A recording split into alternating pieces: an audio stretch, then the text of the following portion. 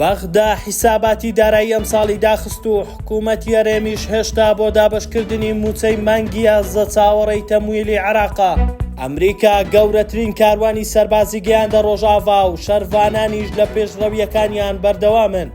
زەنگی ئازادکردنی ئۆجەلان بۆ ساڵی نوێ لێ دەدرێت و ئەردۆغانیش باسی ئاشتی دەکات. لە ڕاگەیەندراوێکدا ئەمڕۆ وەزارەتی دارایی عێراق بەبێ ئاماژە پێکردن بە موچەی موچەخۆرانی هەرێم ڕایگەیاند سەرجەم ڕێکارەکانی دابەشکردنی موچەی مانگی کانونی یەکەمی فەرمانبەرانیان تەواو کردووە. ڕاگەیەندراوی وەزارەتی دارایی عێراق لەبارەی تەواوکردنی ڕێکارەکانی دابەشکردنی موچەی مانگی 12 لە کاتێکدایە موچەخۆرانی هەرێمی کوردستان تاوەکو ئێستا موچەی مانگی 11 و 12یان وەرنەگرتووە و وەزارەتی دارایی هەرێمی کوردستان دەڵێت ئەو پارەی لەبەردەستدایە بۆ دابەشکردنی موچە بەش ناکات و چاوەڕێن بەغداد ئەو کورتهێنانەی هەیە پڕی بکاتەوە. جێی باسا ساڵی پار حکوومەتی هەرێم 3 موچەی موچەخۆرانی هەرێمی دابەش نەکرد. ئەم ساڵیش تا ئێستا 2 موچەی دابەش نەکردووە. دوێنێ ئەمریکا شەشەمین کاروانی هاوکاری سەربازی دوای ڕوخانی ڕژێمی ئەسەد لە ڕێی هەرێمی کوردستانەوە گەیاندە ڕۆژاوای کوردستان.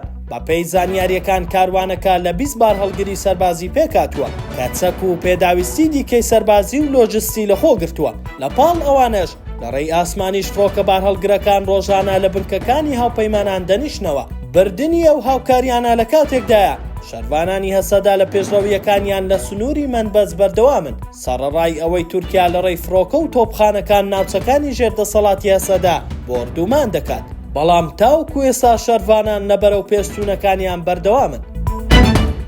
هاوسەرۆکاتی دەستەی بەڕێوەبەری کۆماژڤاکێن کوردستان کەجەکە لە ڕاگەیەندراوێکدا لەبارەی پەیامەکەی ئۆجەلان ڕایگەیاند بە بیر و بڕوای ئەوەی کە لە ساڵی نوێدا ئۆجەلان ئازاد دەبێت پرسی کورد چارەسەر دەکرێت. تورکیا و هەرێمەکە دیموکراتی دەبێت و ئاشتی و ئارامی هەرێمەکەمان و سەرتاسەری جیهان دەگرێتەوە و کار دەکەین. لەلایەکی دیکە ڕەجەب تەیب ئەردۆغان سەرۆک کۆماری تورکیا ڕایگەیاند ساڵی 2025 دەکەینە ساڵی ئاشتی لە تورکیا.